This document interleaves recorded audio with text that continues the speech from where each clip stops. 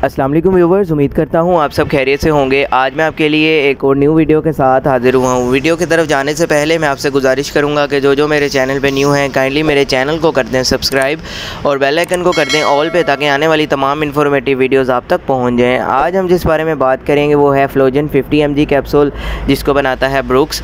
जिसके अगर हम कंपोजिशन की बात करें तो इसके अंदर मौजूद है डिक्लोफेनेक सोडियम। इसके अलावा इसमें जो है फ्लोजन 50 के अंदर फ्लोजन 100 mg में भी आता है, जो कि एक पेन किलर कैप्सूल के तौर पर इस्तेमाल किया जाता है। Non steroidal anti inflammatory drugs के साथ इसका ताल्लुक़ है, यानी इसके अंदर किसी भी किस्म का स्टीरॉयड इस्तेमाल नहीं किया गया।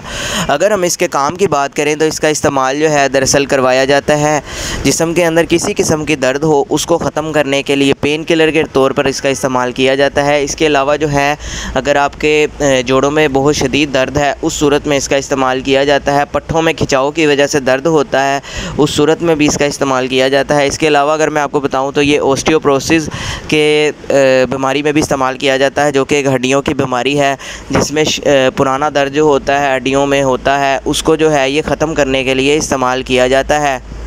इसके अलावा अगर हम इसके यूज़ की बात करें तो आपने इसको इस्तेमाल ऐसे करना है कि दिन में आपने इसको 2 टाइम इस्तेमाल करना है कंडीशन के लिहाज से। बाकी अगर मैं आपको बताऊं इसको रेगुलर इस्तेमाल जिसने करना है तो वो अपने डॉक्टर के मशवरे से करे, ताकि आपको किसी भी किस्म का साइड इफ़ेक्ट देखने को ना मिले। इसके अलावा मैं आपको अगर बताऊँ तो ये गैंठिए के मरीज़ों को जो है उसको भी इसका इस्तेमाल करवाया जाता है। गैंठिया एक जो है वो भी एक जोड़ों की बीमारी होती है, दर्द होती है, जोड़ों में शदीद दर्द होती है, जो कि यूरिक एसिड के भर जाने से आपको ये मसले देखने पड़ते हैं। उसकी दर्द को ख़त्म करने के लिए जो है इसका इस्तेमाल किया जाता है।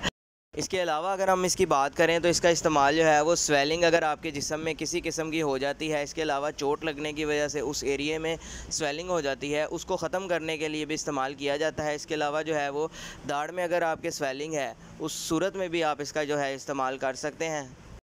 अगर हम इसके साइड इफ़ेक्ट की बात करें तो इसमें आपको नोज़िया हो सकता है, आपका दिल ख़राब हो सकता है, आपको उल्टी आ सकती है, इसके अलावा स्टमक में कोई ना कोई मसला हो सकता है। ये इसके कॉमन साइड इफ़ेक्ट्स हैं, कुछ इसमें आते हैं। तो उम्मीद करता हूँ आपको ये मेरी वीडियो पसंद आई होगी। वीडियो अगर आपको मेरी पसंद आई हो तो वीडियो को लाइक लाजमी करें, शेयर करें और चैनल को सब्सक्राइब लाजमी करें, ताकि आने वाली तमाम इन्फॉर्मेटिव वीडियोज़ आपको मिलती रहें। शुक्रिया।